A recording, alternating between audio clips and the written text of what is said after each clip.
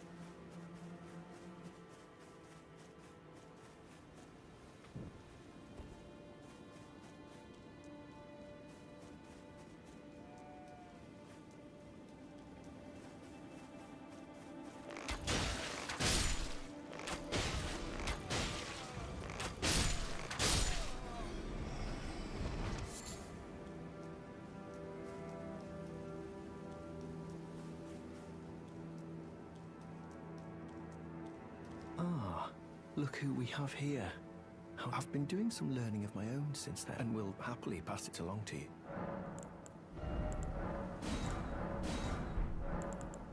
I'm yet to find, I suppose, the path ahead. Since departing, how little. May the gold...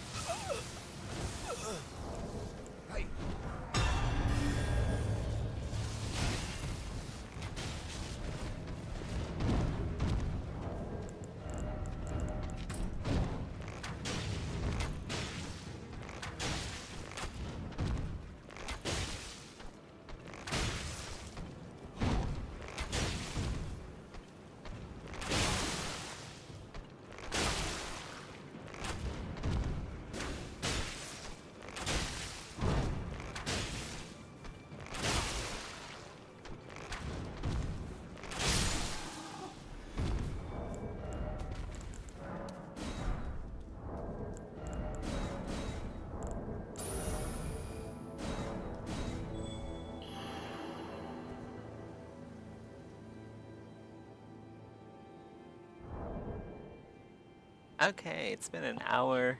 I'm gonna get to work now.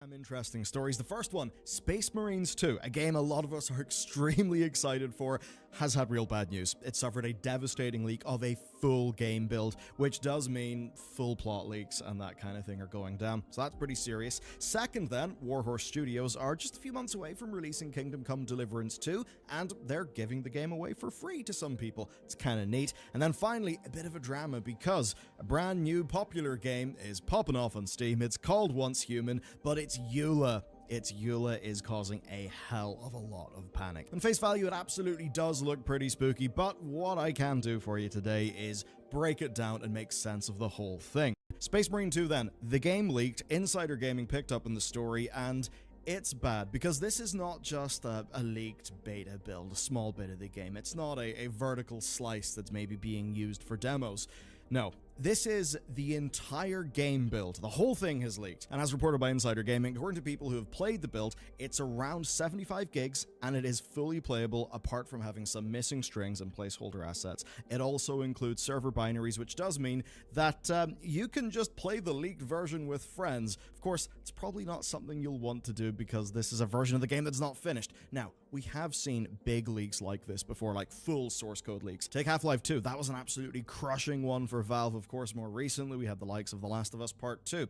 In this case, though, it's rough because the game just went gold last week, so the development team are in that phase where they're getting their day one patch ready. Usually there'll be some bugs that are considered shippable, and for a whole variety of basically logistical and organizational reasons, because it's not just them putting a game on Steam. No, this is a release it's on consoles, it's on PC, you got lots of different partners involved with it, so that does mean that naturally there will be some bug fixing that happens in the final stretch. Even though, yes, the game has passed Goldmaster, which of course means that this is the version of the game that would be, well, printed onto discs. Not that that really matters as much in today's industry. This is also a leak that they will not be able to control. It went up into peer-to-peer sharing sites, which, means you're just not going to be able to put it back in the bottle. Now, Saber Interactive and Focus Entertainment, Focus being the publisher, they did comment on this, and they've said that the build currently being distributed is from August last year. And that really does give us insight into parts of game development at this level of scale. Honestly, for so many indies, they'll only have the runway to spend like a few months on polish.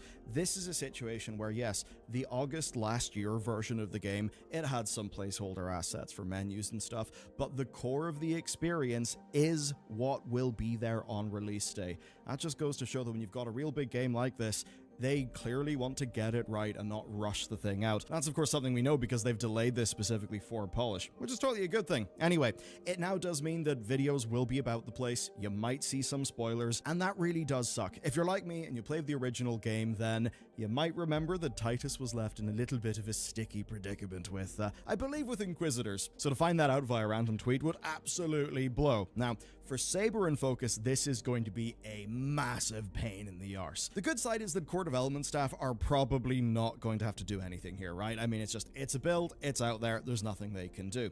That being said, it could be the case that some of the leaked stuff could be used by people to, let's just say, do some unscrupulous things that could end up being a technical headache at launch. So maybe just, I don't know, thinking about anti-cheat and stuff like that. Maybe some development time would be taken up. Big picture, though, probably won't impact that side of the company more. It'll rather be people who are working in the marketing, the publishing side of things. Generally, in a period of time like this, they will have a real busy schedule. Also, loads of them will be having tasks for other games, be that other Saber games like World War Z, or of course, other things that Focus are publishing. So schedules are generally pretty tight, and this is just a big pain in the ass for everybody to deal with. Tell you what's not a pain in the ass though. Kingdom Come Deliverance 2 is a nice little surprise for people. What's happened is that Warhorse Studios are giving away copies of the new game to people who backed the original at a particular level. What's odd though is they didn't reveal they were doing this ahead of time. This whole thing kicked off and people just got an email in their inbox. That then made it to Reddit and then it got picked up. Here's what the email read. Thanks to your gracious crowdfunding support on Kingdom Come Deliverance on Kickstarter or our website years ago, we've now gotten to a new chapter of Henry's journey, the development of Kingdom Come Deliverance 2. And they ultimately say that people in the cohort who have got this email will be getting a copy of the new game for free. which is pretty damn great. So the 2014 Kickstarter raked in a total of 1.1 million from just over 35,000 backers. But this is not them giving away 35,000 copies of the game. That would be a little bit crazy. So this kind of blew up on Reddit. That then led to PC Games N reaching out. They got an interview. Essentially, anyone who backed the game at the Duke level or higher gets a free key, and Duke was £125, $200. So definitely a fair amount of money, but again, when you're doing a game like this on Kickstarter, you do get a reasonable number of people who are putting in serious amounts of money, because at that level, it's people who really do believe in your mission. And when we go back to the original Kickstarter page, you do see 1,036 people who had donated at a tier higher than Duke, all the way up to people who, well, they had a really big pledge, I think about $5,000, that involved getting the game, but also a literal historical walking tour. So that's kind of neat. Now, $60 a pop, that's a total of $62K of just free game value that they're giving away there. Obviously, that's just the Kickstarter numbers. We've got no idea, like, literally how many people backed over on their website, but I've got to imagine most of it was clustered in Kickstarter. Anyway, that's a lot of keys, and to you and me, absolutely a lot of value, but to a studio like this, that's not going to be a humongous amount of money. So what is this? Well, number one, this is just a cool move. They absolutely did not have to do it. The people who put up that money ages ago did not expect this, so absolutely this is a massive win. It's also, of course, extremely cost-effective marketing, because, yeah, like, this is being talked about in loads and loads and loads of different places. So think about the number of people who will just have Kingdom Come Deliverance appear in their day because this happened. Maybe you watch this video, maybe you're interested in the Space Marine stuff, but now you know about Kingdom Come Deliverance too, and they did not have to pay us any money for that. And the same goes for everyone writing articles, everyone talking about the news, and all the social spread. So a real goddamn genius way to do it. And in a way, it's kind of not an evil genius move. It's far more, they were notably very good to their most dedicated audience. They did a good thing, and that's what's newsworthy. So, GG to them. This certainly worked out well, and as for Kingdom Come Deliverance, I can certainly say the first game, it's different. Like, it was genuinely trying to be different. It was really going for authenticity. Not full realism, because it was an RPG with stats and numbers, but certainly they wanted to go for a lot more authenticity. And in a world where, I mean, people are sick of being the Dragonborn, that's actually something that's kind of great. Now, the next game is basically moving away from the more rural setting and into more of a city setting, which, to be honest, I'm really excited for. It actually looks kind of class. Anyway, our final story, the Once Human situation sure is something. It's led to pretty spicy accusations. So here's the deal. Once Human is a new game. It came out on Steam to over 200,000 concurrent players. It's free to play, and it's also on mobile. Of course, Steam, survival game, what does that usually mean? It means really high player concurrency and a not particularly amazing review score on launch. In the case of this game, it is at 68%. Now, a lot of that was exactly what you would imagine given it's one of these games. So, the launch problems included server problems, technical problems, worry over pay-to-win gacha, so that's spooky, as well as seasonal wipes removing people's progression. We've since found out that those things are actually not as bad as people initially feared, so that is good. There's also problems with character creation limits and no deletion options, but they've since basically resolved that by pulling forward the multi-character feature that initially was going to be launching in August. As a launch, it has been messy. Solvable, but definitely messy. There is one thing, though, that one complaint that they've not been able to sort of make go away. And it's definitely worth highlighting and doing so specifically because this is a topic that is absolutely catching on with audiences. I mean, we all know it, right? Like, personal information, privacy. There's not a lot of trust there by default, and that's totally understandable. That is important information. And the reason why we all laugh about the Nigerian prince scam emails is because that's not how it goes down today. Modern scam stuff is really sophisticated. And it's not that people think that in this case the game developers could be doing something super, mean and untoward. It's that you don't really trust their own security policies. A great example of that's the Sony PSN thing. Much of people's point there is that even if they understand why Sony want to do that, and they don't think that Sony are going to be doing anything nasty with their data, they just fundamentally don't trust them. So, let's get to the EULA specifically, why people were worried, and it just comes down to government ID and a hell of a lot of personal information. So you can see that in the EULA, and that led to reviews like this one. All caps, read their privacy policy. Over collection of personal info such as government-issued ID, IP address, mailing billing address, birthday, social media, and collection of friends' information, including social media nicknames, real names first and last. Yes, so, the nicknames? of your friends. That's going to be a spicy one to collect.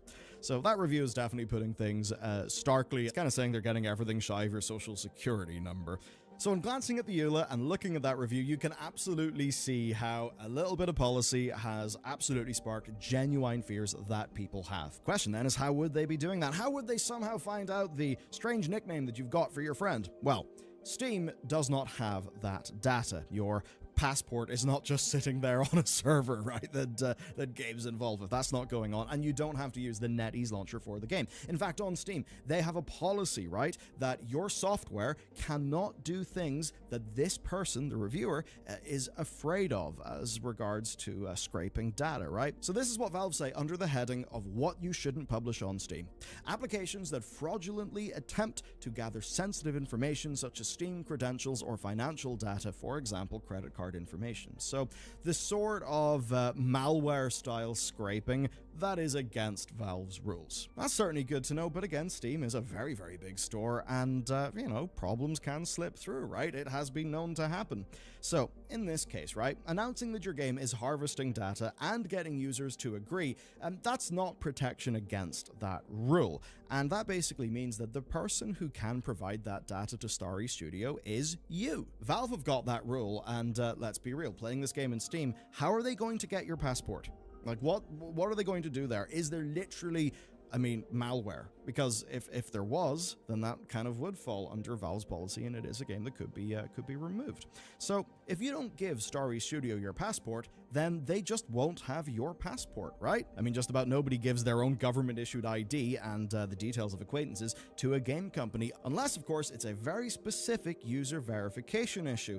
And that's actually what this kind of gets down to. So as Starry Studio clarified, right, they're doing this because they are legally required to verify the ages of their users in certain regions. And do you know another small little, very suspicious game that does that? World of Warcraft. Yeah, here is part of the World of Warcraft end-user license agreement. Although there is a very interesting comparison between the two of them. Anyway, lots of other games also do this. Now, where things get particularly specific for this is China, right? Because age requirements are enforced in China. It's not like a situation where you could get your older brother or your uncle or someone like that to buy an 18-rated game for you when you were young, and somehow you found yourself in possession of a GTA. No, it's way more hardcore over in China. To the degree where on like mobile stuff, it can actually be biometric. So oh boy, they take that stuff seriously.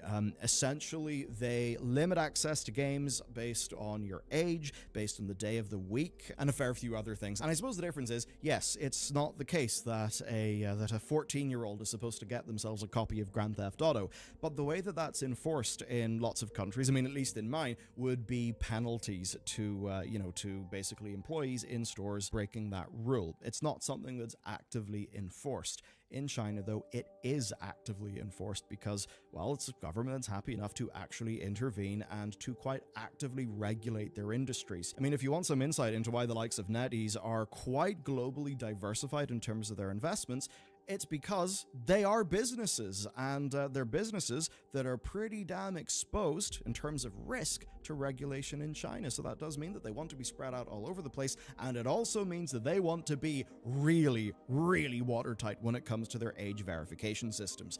And that's why, if you were to think about the age verification dropdown on a Steam store page whenever you browse to a game that everybody just sets to like the year 1900 and forgets about, that obviously will not count. That will not protect a company when a government comes in and says, hey, developer, why did you let a 10-year-old play a game with a mature rating and microtransactions? You're in big trouble. And again, this is specifically an issue in China. So, overall, being cautious about your personal data is sensible, and it is fundamentally really good that people are actually proactively thinking about this issue. It is a key way to protect yourself online. However, also, the games industry is global, and sometimes things will exist that are there generically, but may not be meant for you in your region. And another side to this is wording. You see, we brought up Blizzard's one for a reason. Again, here's the Starry Studio one, and what you'll notice when you read it is, only toward the end does it say, as required by applicable laws for age verification.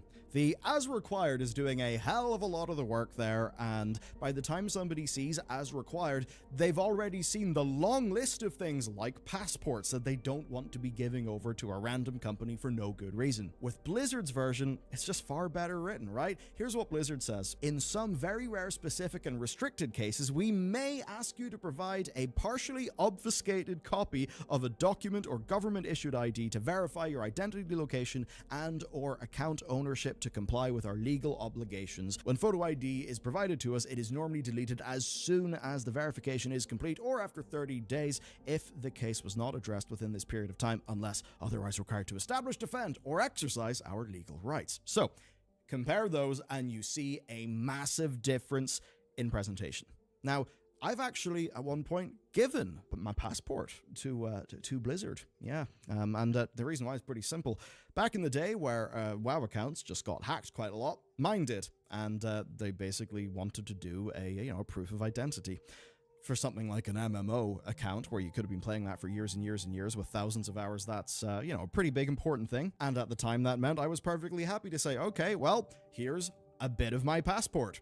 You can verify me, and the bit is, will they delete it? And that ultimately is where it comes down to trust, and that is certainly where Sony have also ran into problems. As an example, Sony does actually have the capability to do loads of different types of verification, right?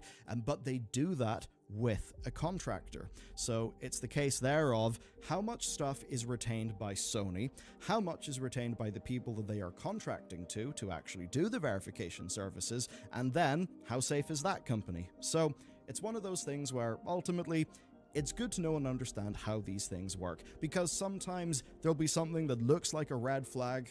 You may read into it and then better understand what's going on. And from that point, you can use your own judgment about how much a company will be following its own policies, particularly as it pertains to the deletion of information after it is no longer required. Now, it's certainly the case in many regions, such as, say, the EU. I mean, you got rights to get that shit pulled down, and if companies mess that up, Google the maximum penalties for GDPR violations. They're pretty big. Anyway, I think this was, at the very least, a good lesson in how to present your end-user license agreement so that you don't basically look really goddamn spooky. Anyway, that's it for today's video. Check out what we published yesterday. It's a pretty damn good one, if I do say so myself. So I'll see you over there. Thanks for watching, and have a great day.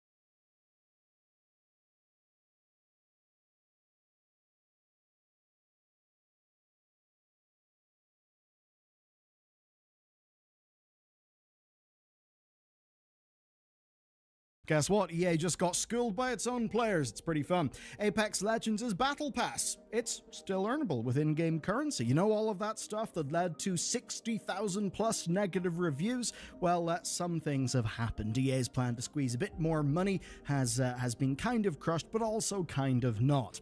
Because the real story here is EA struggling. Its long-term franchises basically barely holding the fort, hello Battlefield, and now some pretty real competition coming in. So, now, more than ever, EA needs its fans, which means it's kind of a shame about the years of missteps that got us here. Okay, we've got a lot to talk about today, be it Apex, be it Battlefield, or just generally how are EA, not always getting the best headlines. So here's the deal. Apex made a post on the 24th that partially reverts their plans to change the Battle Pass. To say that audience pushback to this was large and spicy would be putting it very, very, very mildly. Anyway, they say, we recognize that we could have handled the Battle Pass changes better. That's on us. Moving forward, we recognize the need to be more timely, transparent, and consistent in our communications with you. Your priorities are our priorities, says the Apex Legends team. Brackets, Electronic Arts Corporate, those may be different. Anyway, they talked about a big focus on fixes for long-term issues that had been prioritized for the launch of Season 22. Now, this is something that was rushed out as staff basically tried to get sign-off on these changes. Like, staff have literally said that, look, hey, we're at a big company here. It actually does take layers of approval to actually get things out to you, so...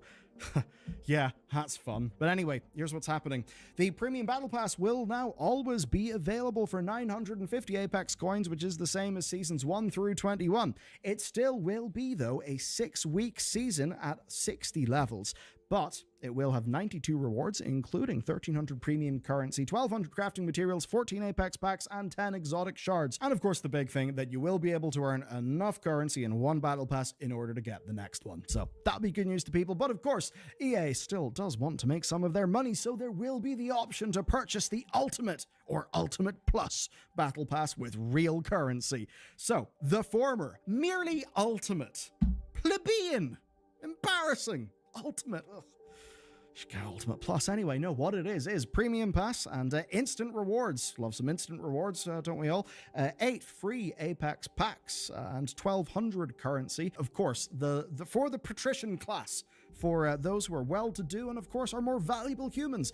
The Ultimate Plus Battle Pass. Yes, it's got all the above, plus 10 extra exotic shards, 2 extra legendary skin variants, 10 Battle Pass skips, and all the legends unlocked during that season. So that's your premium offerings. And of course, the other thing here is, you'll need to give more attention to the game because it is an expiring 6-week season rather than a 3-month season. So yeah, this is very much play for retention, isn't it? That does make a lot of sense. Like I think actually it is Andrew Wilson of EA who has the quote of like, look, the thing that correlates with more money is player time, which does make a lot of sense. So you can see these very fast, aggressive styles of battle passes, basically, being done for that. You look at a game like Overwatch, and it's just to the point where it's like, guys, come on. Oh god. No, I'm not going to go on a rant about Mythic skins, or of course, as is now available for $40, Mythic weapons. It's a fun mid-season update. But anyway, there's also the real material incentive to pay money each time, of course, because of the additional cosmetics and the tier skips. The fact that those variants are only in Ultimate Plus version. Obviously, if you look at something like Overwatch, you want to get Reinhardt's big hammer, well, that's $40, and that's the way that they're going to be doing that sort of thing. You buy the big bundle for the season, and that gets you legendary whatevers, ultimate whatevers that are only available from the real money transaction. This whole thing that they were doing was meant to convert free-to-play players who hadn't put money into the game. Those people are now very much incentivized to pay, but they are still not forced to pay. And this is very much Respawn and EA just capitulating to the outrage, and that outrage has been strong. So, overall, the game is at 70% positive from 900,000 reviews, but the more recent ones, 7% positivity from 82,000 reviews. That is that's a push. Holy shit. And honestly, it's kind of funny. Community sentiment is in a way more important than ever. EA needs to get audiences on site, and in a way also now more than ever, because in June 2023, EA Sports and EA Entertainment became separate organizations within EA. EA Sports is very fine because, right? Not only do they have all the normal sports things going on, but they just had 2.2 million sales for EA Sports College Football 25, and that's 2.2 million sales for the $100 Advanced Access Edition. Sports makes money. Money that is separated on the balance sheet from EA Entertainment money.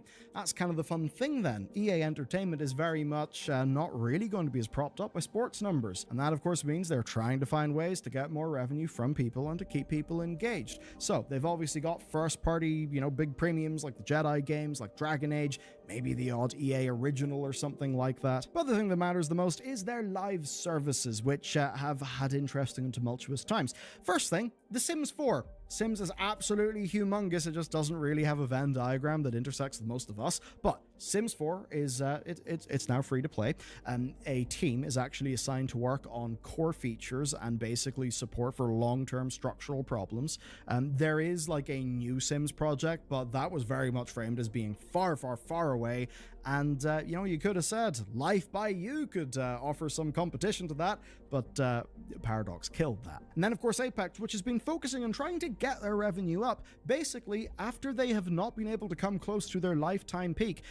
And that's basically the problem they've had. They had some amazing numbers a while back, and that's seen them do things that people haven't liked. I think a real good example of that is the fun gacha Buster Sword stuff that they did, with their sort of Final Fantasy tie-in thing, because of course, it is the modern world, and if you like a game that has a world or a universe or, some, I suppose, coherence, no, don't worry.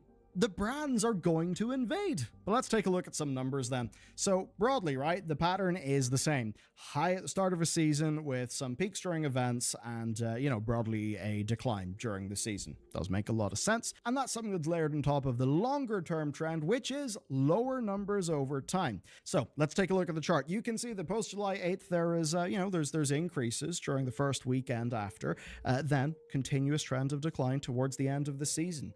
And interestingly, no immediately discernible damage done in Steam. And I think that does actually make sense because, look, I mean, it's Apex players who are engaged and actually give a shit about the game who are going to be giving this feedback. So that really is not a surprising thing to me. It's not going to be a sudden cratering or anything, but it is going to be people being a little bit more pissed off over time. Of course, this is not including consoles. It's not including EA Origin. Remember that? It's not including that. So I think our takeaway there is that this is just audiences saying very, very loudly, we do not like this. That does mean that the proof will be in the start of the next season who actually chooses to hop on for that. Now, this is a little bit of a part of a wider problem for EA, which is keeping their long-tail franchises and audiences kind of going, right? Now, of course, Apex Legends is not really an EA thing. Like, look, the reason why Apex exists is because they kind of covertly playtested it and kind of hacked the thing together at Respawn, and then eventually, sort of months later, they were able to then show it to EA and, yes, actually get the game going. Now, remember, Vince Zampella, yeah, he is in the EA board. That meant that Respawn just had a little bit more sway and power. When you look at everything else, well, that's kind of like EA running studios in a way where those studios are not really that insulated from EA. That's going to cover the likes of The Sims, Skate, Plants vs. Zombies, and of course the big one being Battlefield. For the longest time, and with all their sports games, the whole plan is there is a new game with a live service every single year, right? You look at Battlefield. What do they want for the longest time? A new Battlefield every single year. They were kind of going hog wild doing some of that stuff. Battlefield Hardline, I think, for a lot of people was just completely ridiculous. Nobody really asked for it. It seemed completely random. Of course, it basically existed, so they could have one. Then you look at how they ran Medal of Honor into the ground. Medal of Honor, once a very lauded, well-known franchise. And then, of course, you got Battlefield. That's a strange one because Battlefield 1, humongous success. Battlefield 5, In many ways, a really good game, but they could not have marketed that thing worse. Just their flailing about has been completely insane. I mean, do you remember Firestorm? That was never going to work in the way that they did it. 2042, at one point, it was basically a 128-player battle royale. No, it wasn't a BR. It was a kind of like big extraction-y thing. But yeah, basically, it was missing loads of features that were standard for a Battlefield game, and they basically gutted DICE as a company. Yes, their retention was essentially that bad. So the game launched, the audience didn't really like it. I mean, the audience, like the BF1 people didn't like it, the BF4 people didn't like it, BF5 people didn't like it. So you had a weird-ass situation. What they ended up doing is they completely rebuilt the team under new leadership. They actually were able to get some of the people who left back. They've tried to rebuild things, and what's interesting then is when you take a look at the Steam player numbers over time, you see a broad equivalence between 2042, 5, and 1. 5 is usually slightly better, and I think that's just because, like, actually Battlefield 5 as a video game is really quite brilliant. I enjoyed the building stuff. I think the gunplay just represented a really great improvement over what we usually had in Battlefield. But now, where things get interesting is development on Battlefield 2042 as a live game has ended despite a surge of interest last year. So they did this post, the BF 2042 Continued Support Update, where basically what's happening is teams are not going to be producing seasonal content, but some good things are happening. They're bringing across long requested vehicles and weapons from Battlefield Portal, along with, skins, upgrades, all that stuff. There's still some new stuff. There's a Halloween event, there's modes and stuff. People have enjoyed zombie bullshit, which I think is kind of cool. I mean, at the very least, it brings me back to the good old days of just running onto a zombie server on Call of Duty 2. That was a very long time ago now.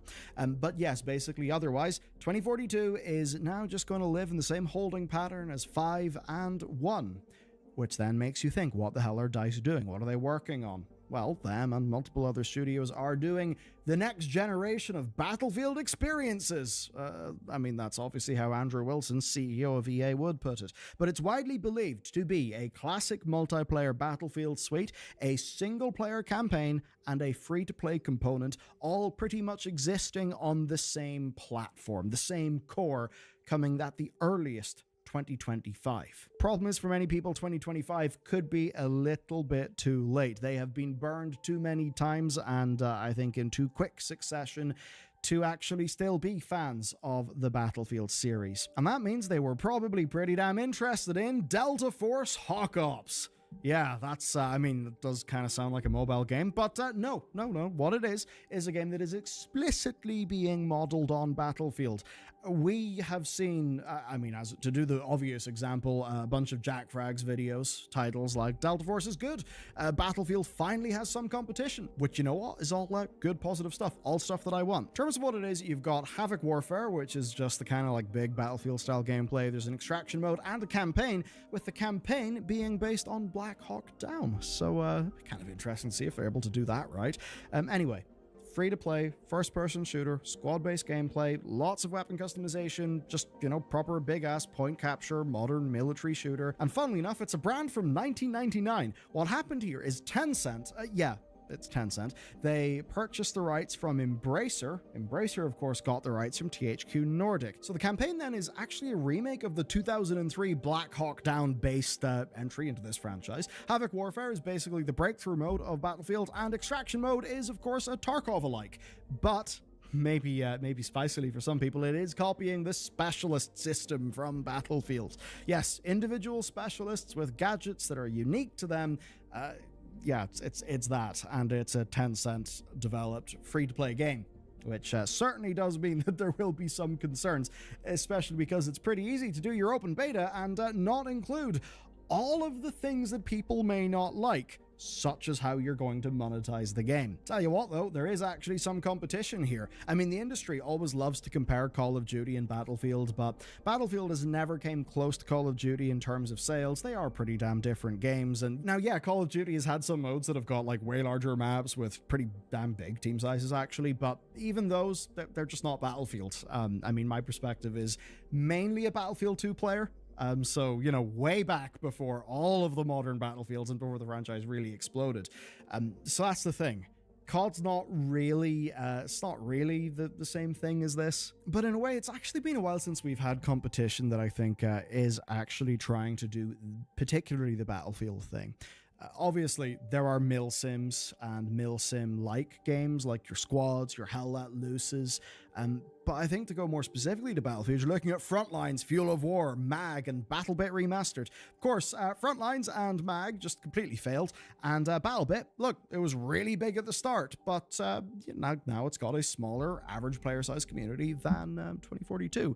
Which I think in actually several ways does make some sense. But we've actually now seen multiple games from ex-Battlefield developers like The Finals, which was basically entirely geared around the destruction aspect. Thing is though, The Finals is actually pretty consistently dropping in player numbers, and Nexon is working with them on player retention as a problem. So I guess we're just left in this interesting little situation, right? When you're taking on a big incumbent like Battlefield, you either need to sort of slightly outclass them in all fronts, or to have a truly incredible selling point. Both of those will be expensive.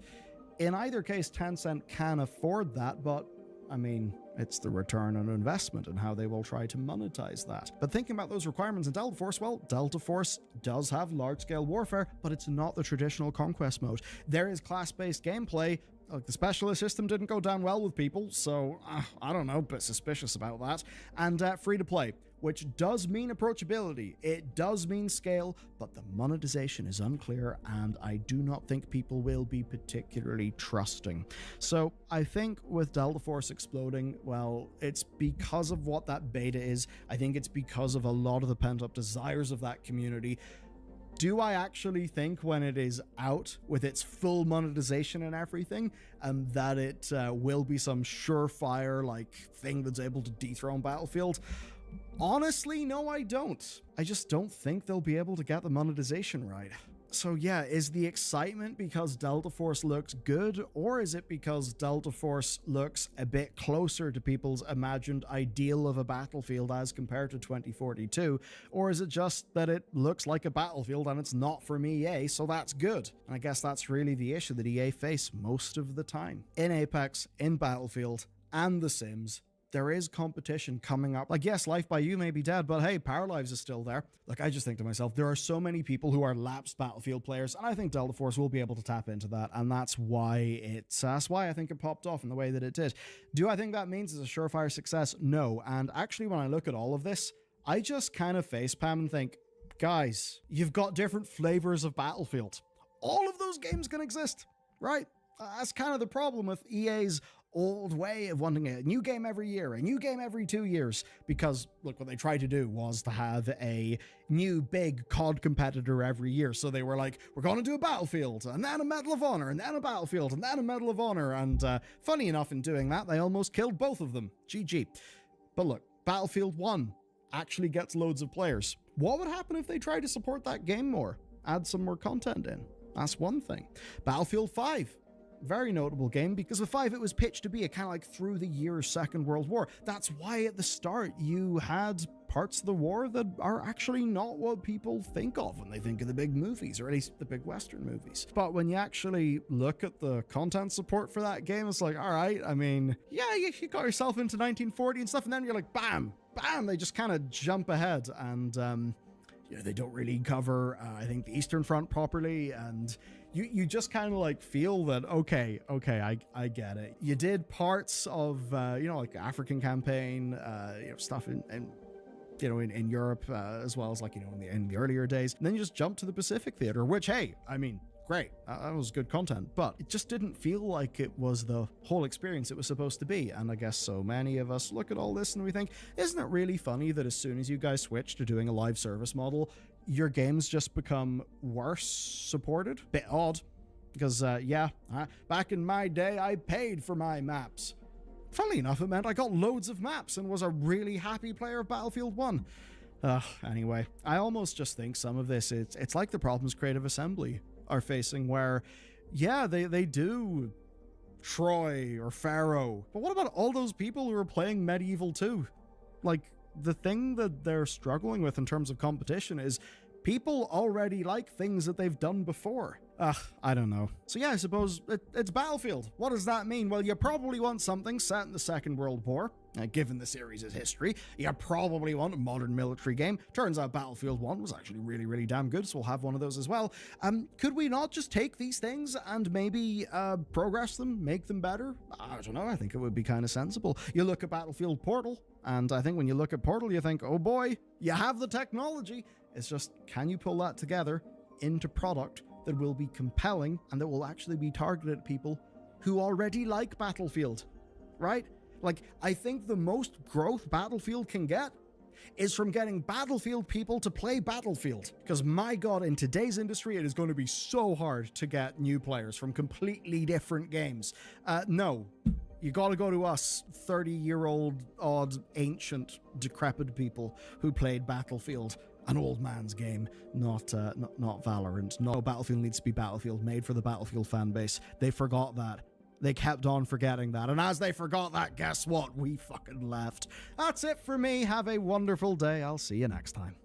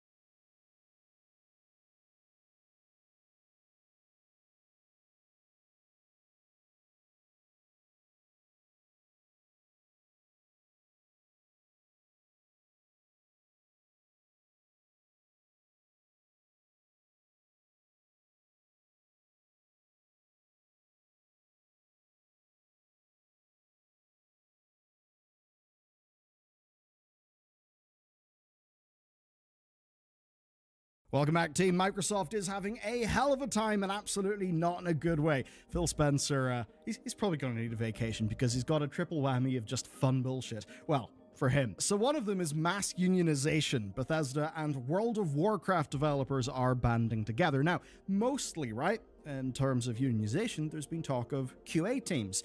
QA teams is something that the industry does treat as being fairly expendable. Core game teams, though, that literally drive billions of dollars of revenue, well, them unionizing is a little bit of a different story for the C-suite anyway. Point two, then, is the FTC breathing down their necks, accusing them of product degradation, which is pretty spicy. And the third thing is Halo. Yes, John Halo has been cancelled after Season 2. So a bit of a swing and a miss. That said, it's not completely dead. And so while Microsoft absolutely is struggling, you can help keep our lights on via today's sponsor. Okay, this is going to be a fun one. The FTC are still appealing the Xbox merger court decision, and what's happened basically is the price hikes with Game Pass have just given them new ammunition, and that does mean that they have loaded that up and they have filed a new grievance. This is the exact situation they said would happen last year in court quote, product degradation. Let's go to a quote. For consumers unwilling to pay 81% more, Microsoft is introducing a degraded product, Game Pass Standard. This product costs 36% more than console Game Pass and withholds day one releases. Yeah, that's bad. It's transparently worse in every way. It blows. I mean, it really does. Like, come on, Microsoft. The thing that you had over Sony, the thing that was the value, was the day one thing, right? That was the whole point. Now, this is not the first grievance that they filed. The Xbox layoffs were argued to be basically reduced investments in output and product quality, which, yeah, they absolutely were. I mean, here's an amazing example of it, right? Warcraft Chronicle Volume 4. And I know most of you don't give a shit, but point is, I know from the work that I do in the other YouTube channel that we run, I very much know that the team who literally QAs narrative content, right? Who QAs narrative content and who, you know, they're basically the kind of like lore historians. Now, the thing is, they are not considered to be developers or like game developers on the WoW team, so they're kind of like advisory role, but a lot of what they would do would just be to clean things up, to help make sure that books wouldn't be a shit show when they came out. It was already a pretty understaffed department from what I understood, but funnily enough, they get completely gutted, and you look at Warcraft Chronicle Volume 4, absolute mess. I mean, there's some bits that are good, but it's just like, yeah, of course there are lore inconsistencies.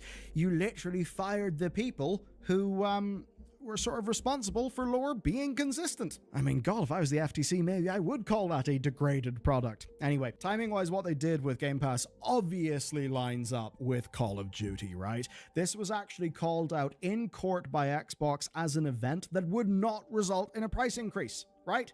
They literally said that Call of Duty on the Game Pass of the time that would be a great, quote, consumer benefit of the merger. And they said there would not be price increases as a result of that merger. So, of course, for all of us, we think, okay, right, so finally, the big game, the real big one, that's coming out, and that's when you do the price increase. I mean, it looks very suspicious. Thing is, though, Microsoft caveated everything that they said in that statement with, as a result of the merger. That is a good legal defense.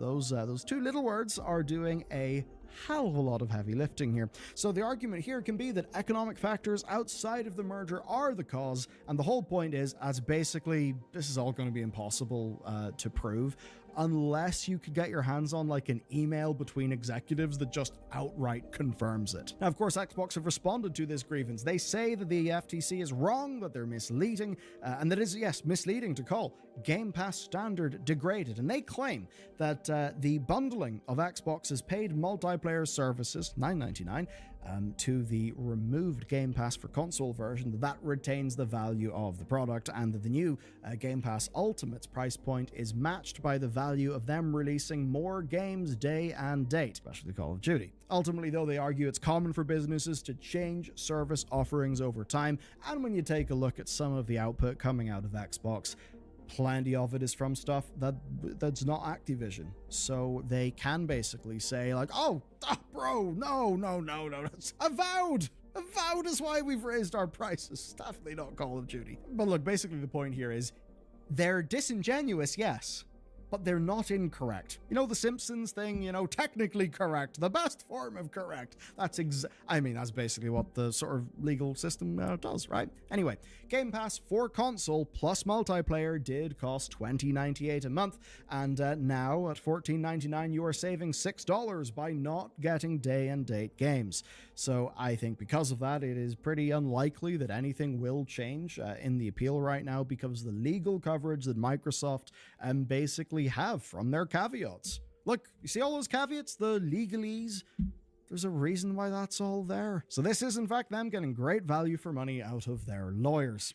Tell you what's real interesting though, the other story, which is the Bethesda and Warcraft union. So, Bethesda Game Studios has unionized under the Communication Workers of America, with 241 staff signing on across all disciplines: artists, engineers, programmers, designers, and this is at all three of their internal locations, right? It's actually following Bethesda Game Studios Montreal in June 24 and about 300 QA staff across ZeniMax in January 2023. And the funny thing, though I suppose not funny if you lost your job, is it did rather suspiciously seem like the employees that were in the union didn't get chopped up with the axe. So, I don't know, maybe there's a bit of a correlation there.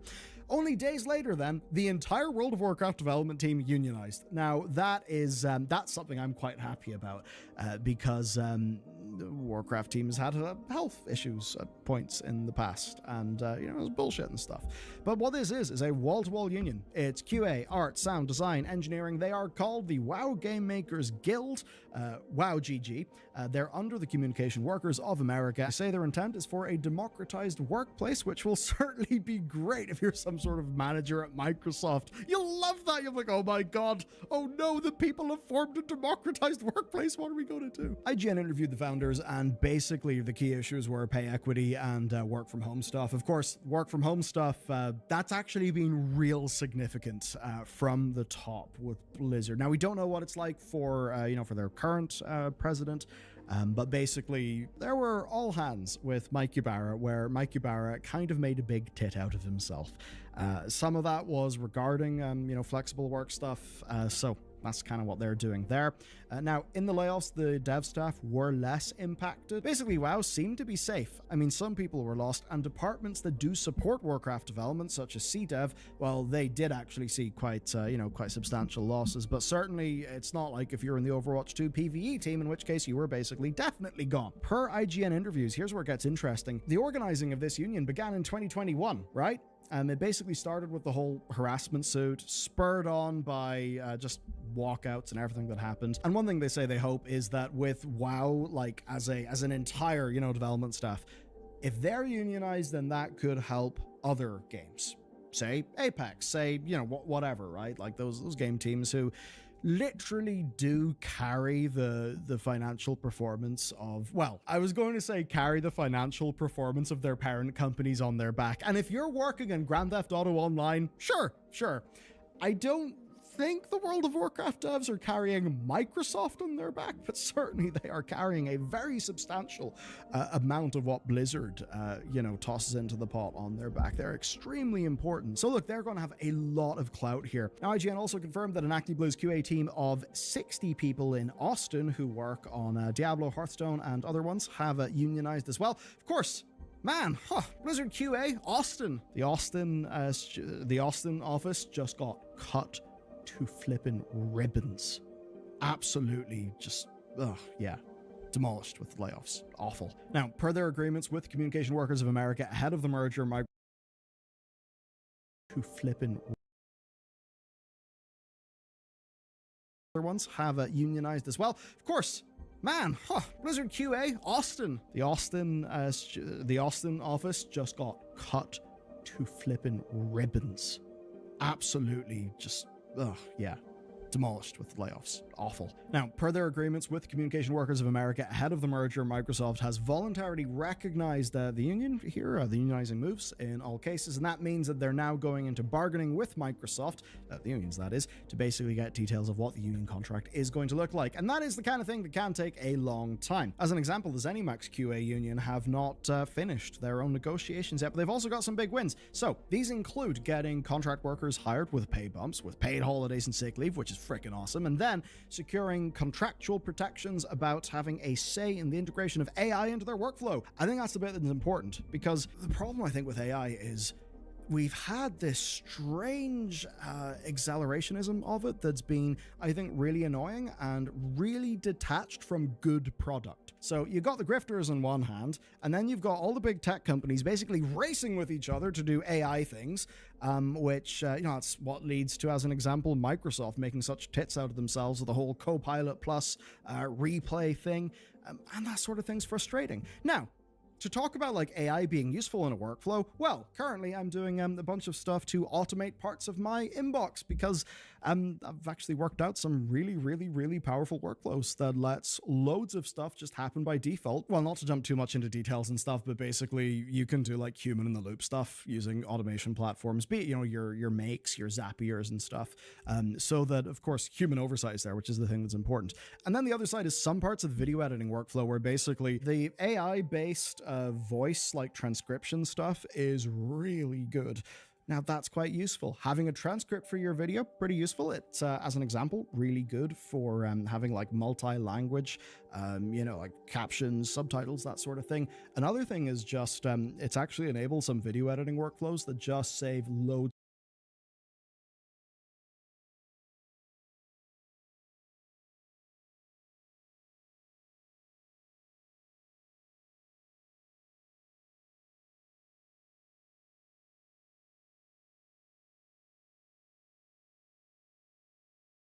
of drudgery. Having a transcript for your video, pretty useful. It's, as an example, really good for having like multi-language, like captions, subtitles, that sort of thing. Another thing is just, it's actually enabled some video editing workflows that just save loads of drudgery when it comes to just like the basics of cutting A-roll or AI upscaling. I mean, damn, you should see what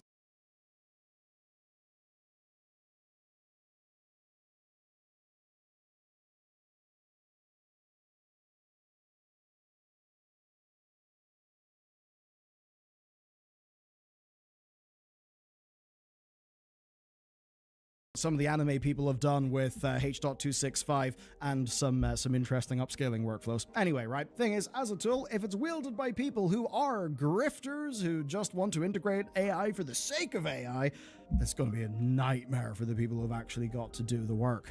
And then there's that none of those staff were impacted during the layoffs last year. Now, it's not like they had secured layoff protection or anything, it's just that they did not happen to be laid off, which is, I don't know, an interesting factoid. I think, though, with the potential for layoffs and just understanding the very, very cold and often very short-term calculus of those companies, yeah, people will want to have as many protections as they can get, because a lot of these companies will very readily make it clear that they just do not give a shit.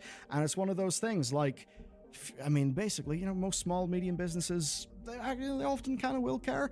I think, though, when you're getting to that, hey, we have 85,000 employees, that's when it just gets to the, the very inhuman scale. And then it's not like you're able to have a relationship with your employer that is grounded off mutual respect and, sort of good ideals. If you're maybe a company with 20 people, well, there'll still be shit shows in companies like that, obviously. But the point is, it's fundamentally different, right? And you need, when you are dealing with that level of scale where it's so many people in a company that everything is systematized, you need your protections to be systematized as well, which is why this is an important thing for the staff. So it's good, and I suppose eventually it could open them up to being able to do fun things like industrial action. Because guess what, right? If they start taking the piss, what happens if the World of Warcraft union says, fine, we'll walk? That, oh boy, that would be something. Oh yeah, and also the Halo TV show's dead. Maybe. So it's been cancelled. Now that's kind of interesting, because season 1 was the most watched show on Paramount Plus in 2022.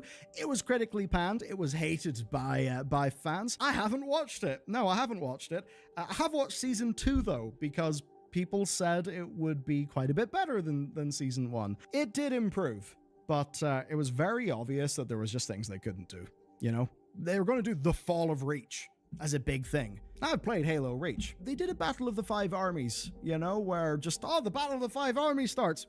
Bilbo gets knocked unconscious. He wakes up.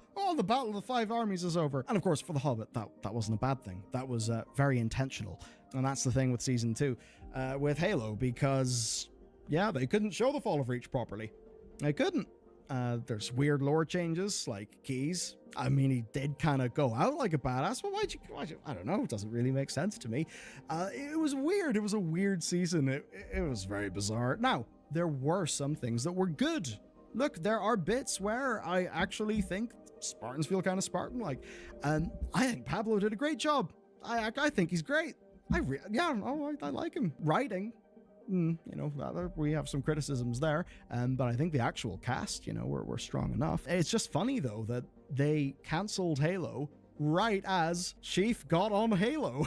And even when the action actually started to take place on the Halo ring, it was for a very tiny, it was a very, very short period of time. But what's annoying to me is just before that, right, they're on Onyx, and on Onyx, some Forerunner stuff happens. You know what? The Forerunner tech, the hard lights, bridge, man, that looked really good. The Flood The Flood were flippin' brilliant.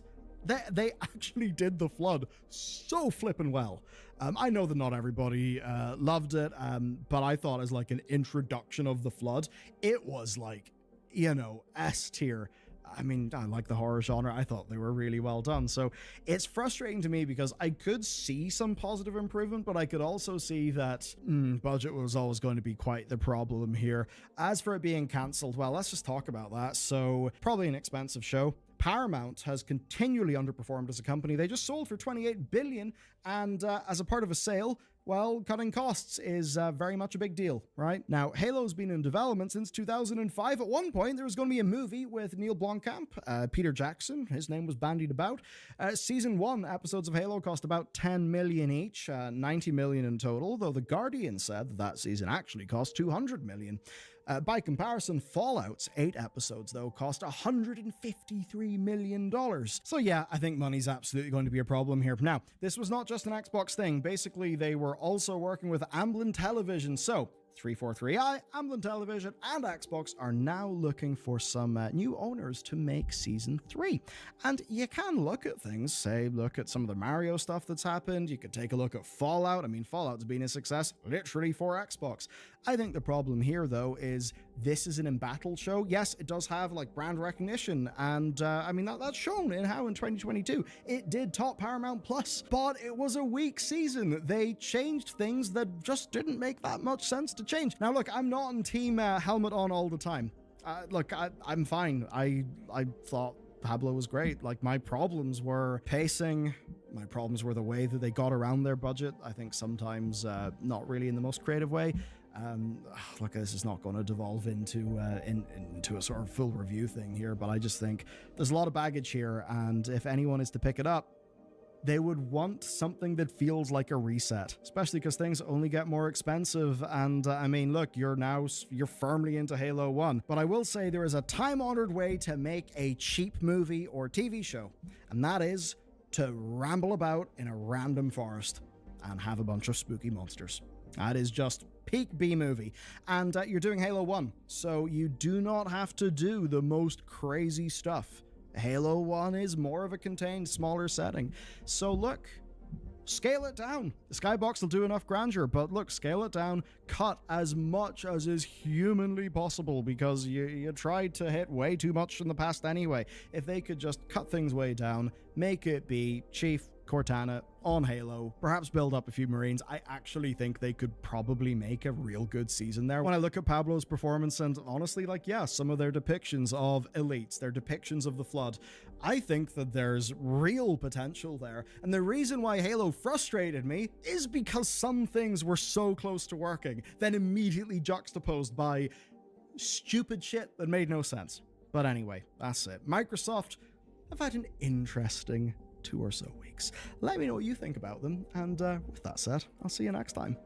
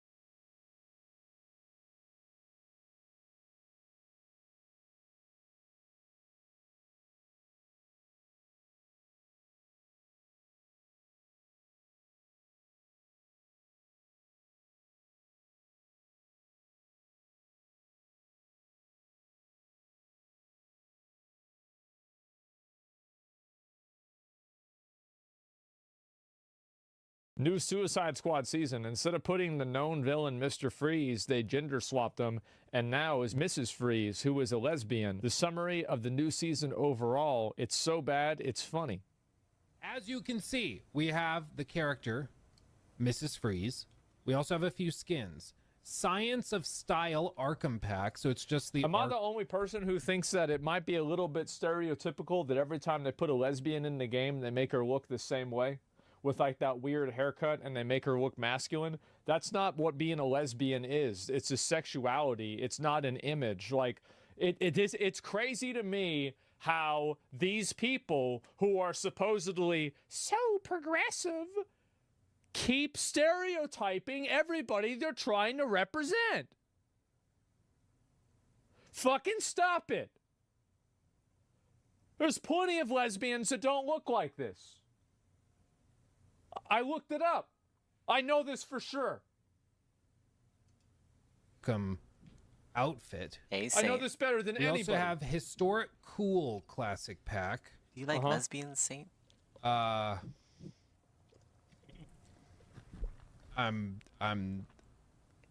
okay. We're just gonna move on. The Riddler's Mark of Intelligence. Okay, well that's weird. They do have. Okay, Wife Gal is the name of the skin. Miss Freeze, wife gal. Like here's the thing.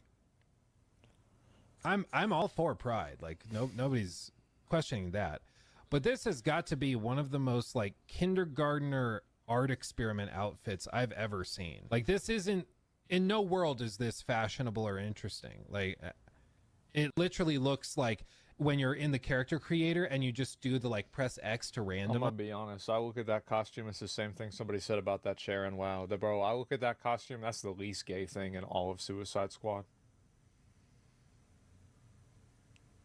I've seen a lot of stuff about that game. That's the least gay thing I've ever seen.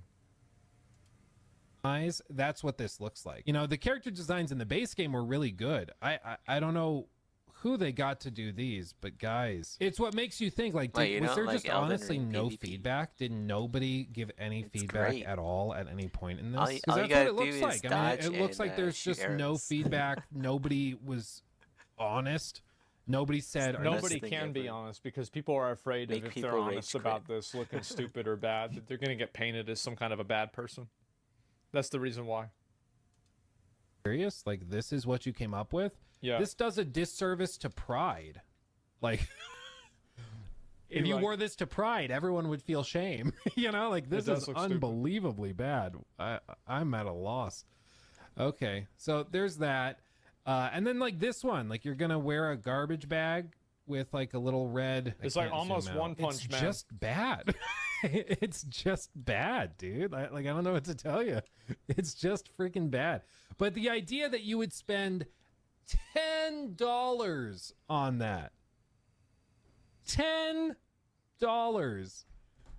Like, I pay $10 bro, not to have it. Dodge, you could buy a fourth of Concord refresh. for that kind of money. Like, geez, I'm at a loss. I'm already stunned. Like, this is what's honestly really entertaining Look about. That was like that was like 50% of the invaders I fought today. like 50% of them would be using the Bloodhound's Fang and just like spamming the ash. Stupid these look. Look at the Joker, bro. The Joker looks like a... What's the word for it? I wanted to get my parry shields. Practice parrying. It would have been good practice. I gotta get that. I should go do that right now, actually. He looks like that kind of I guy need carry and retaliation. that would emotionally abuse his I need to girlfriend. go buy that from that one dude. You know, like that's the kind of dude. Like, you know what I mean? Yeah, this is the Jared It's Leto crazy Joker. how many people use Bloodhound's Fang. It's like the invader meta. You know how like invaders that always Stupid complain this about looks. This is so how fucking like stupid, bro. hosts and co-op they're always Just using when you think Moonveil. there's no way it gets worse. Like, there's no It's way the same that with it gets worse. invaders, but with They find Bloodhound's a way. Fang. How they and make it it's worse. genuinely impressive. Like, it's genuinely impressive. I don't know how they manage, because a lot of games, it's about subverting expectations, right? It's like, oh, you expected us to do this boss fight in this way. Well, we're going to do you're it gonna in get this carry and way, retaliation. and there's a part 2 to the boss fight. And you're like, oh wow, you subverted my expectations Yeah. and blew me away all the more. With this, it's like you expected it to be bad. You don't Hold know my how bad it LaCroix. can get. Let me show you what's up. It's just unbelievably. Oh man. I might have Let's to go just soon. actually see how she.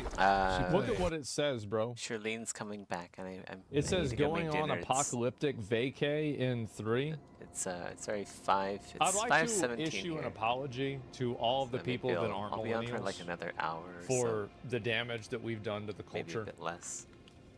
I'm so sorry. But we'll stream more I after had that. no part in this. I never wanted it to go like this.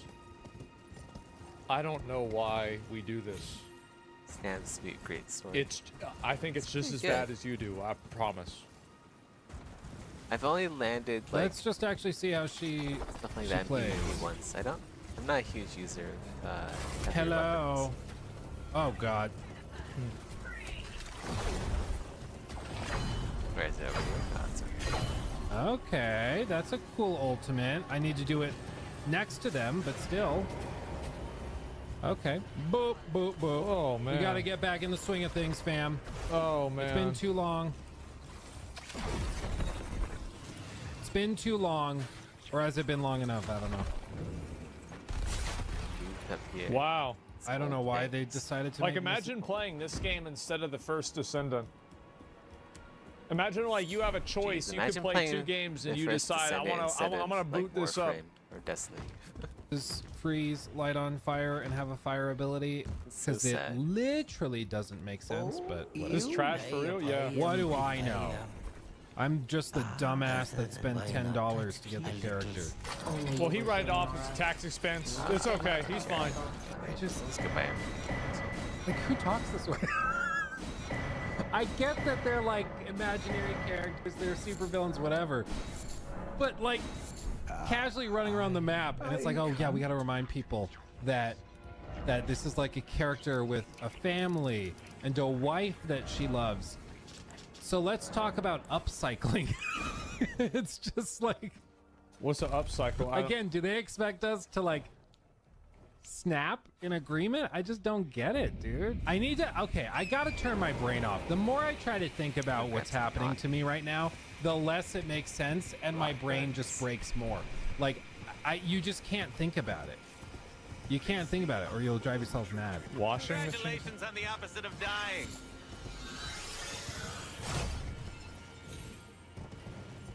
Man. Where were we? We were like over here. It's like every single thing about this game is cringe. Oh, that's nice. It's like, this is the kind of, it's like they took every loser from every high school and they put them together in the same room, and this is what they come up with. Like, every person that like eats lunch alone that's got no friends, that nobody wants to be around them. So put it on the buckler. Nah, you say every Juggalo? Nah, I tell you one thing, bro. If Juggalos made a game, that shit would go hard. Okay. It'd be like Twisted Metal mixed with like Dead by Daylight. Shit would go crazy. It probably wouldn't work right, but, Let's gotta sort some items. We have too but the much stuff idea in would be there. Idiots doing? Get the flag into stasis and get back to any work. of this. You're always that fun flasher. Make a sidekick out of you yet. Yeah, they didn't Man, they didn't even like do cutscenes for it. They just did like That's still smart. shots. they They shouldn't did a have done full-on cutscenes. redfall. They redfalled it. It's just tonally, it's Okay, really okay. weird, dude. No, The it's game not is weird. You just gotta boring. understand that like the people that make this are like weird loser millennials that don't have friends. And if you look at it from that angle, everything else makes perfect sense. It does. Like everything else just like this just really comes in and it just makes sense. Yeah. It's cheaper too. Yeah. Just weird. You know, like Those weird losers. I don't even know what to say anymore. Another episode to the season in like a month or two, and when they do that, it'll be another Brainiac reskin fight. But then nothing else. And then like another month or two after that, we'll get... I really applaud this guy for actually investing the time into playing this game and understanding it. Like, I really, you know, it's like he taking a bullet for all of us. That's respectable. Season 3, which is going to have another playable character. Does anyone in chat remember what the third playable character is? I have already forgotten. Oh yeah, Zoe Lawton. That's right. Miller Ross, who's done a bunch of data mining on the game, said, meet Zoe Lawton, aka Lawless. She's grown up since that photo was taken. This photo on like his locker door or whatever. She's grown up since that photo was taken, but not enough to know better. Her and her crew are smuggling in Kuluan weapons from the Metropolis invasion to steal from Gotham's elite in Robin Hood style heists. Wealth redistribution, she'd say. Dude, it's like a meme of itself at this point. They're like, again, all of the writing is just like they expect you to just go. It's unbelievable. Holy like fuck.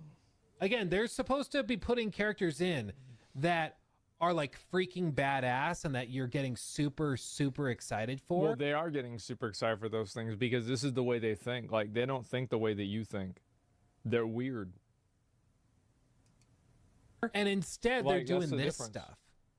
Like, give me actual Robin Hood and I'd be more interested. Yeah. It's unbelievable. This is also why I've said, like, I'm personally not that worried about like activist participation in the games industry, because when they do get the chance to basically write a game story and characters and stuff, as seems to be the case with Suicide Squad, it almost always reveals itself in a hilarious way. Because they're not... It's racist. That's the reason why. Is that, like, that's the same thing I said with the, what do you call it? With, like, that Mrs. Freeze thing. Oh, yeah, we're going to add a lesbian. And let's make sure everybody knows she's a lesbian by making her look non-feminine. Oh, my God. Just, oh, my God. What is wrong with you? What is wrong with you, man? Why you do that? It's so bad, bro. Like, God. Drives me crazy. Good at it, like, because they're not writers, they're not authors, they're not narrative experts. Yeah, they are activists first and foremost. And whether their causes are good or bad doesn't really matter. But the point is, if you are going in and then choosing characters for a video game, or you're writing a story for a video game because you've been hired to help with them with that, but you're not a writer, the story's probably going to be bad. Yep. And with this stuff, like, it ends up floating to the top almost every single time, where the game just reveals itself to be very, very cringy, very bad. And as a result... I guarantee you, if you spent an hour with one of these people that figured out the story and you had to go and, like, you had to have dinner with them, like, you go to, like, some hipster bar and they just get to talk for an hour, at the end of that hour, you want to jump off a bridge. Can you imagine hearing the way they think? Like, that's the way it is, man. Like, it's sad. Like, fuck that. Yeah, I know. It's weird, man. It really is. How you making it an hour? I could survive it. Like, I can listen to plenty of dumbasses. I got some in my beard. Well, what the fuck is that in my beard? What the fuck is that shit? God fucking damn it. What the fuck is this? How do I get some in my beard? There it is. Okay, we got it. What the fuck?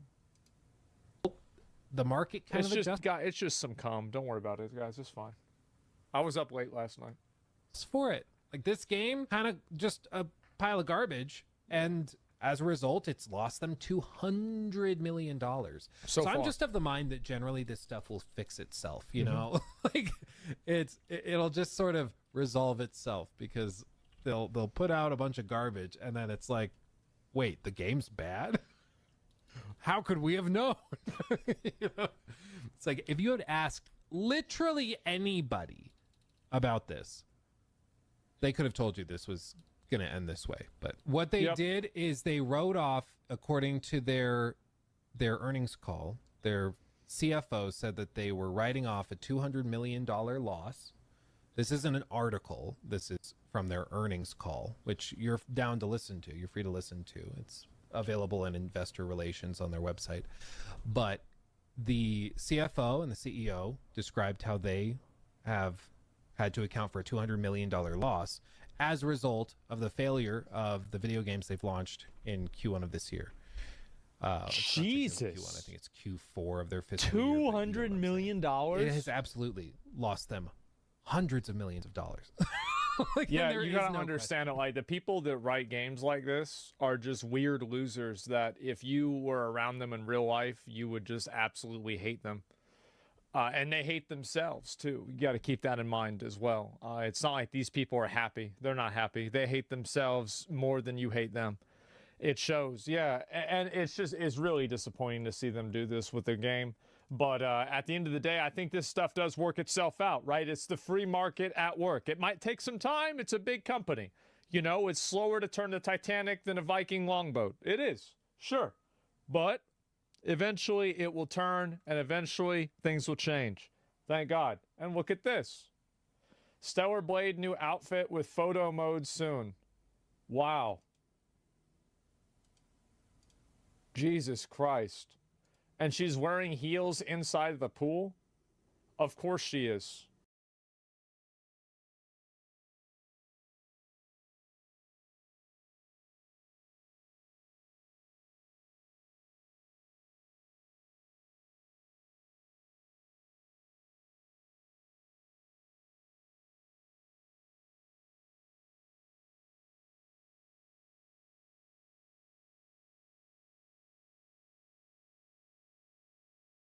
Yeah, I'm gonna call it here. I think I woke up too early.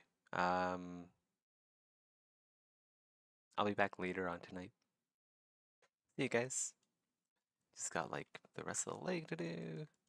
Arms. Getting there. We'll see. We'll see how far we get by next next Wednesday.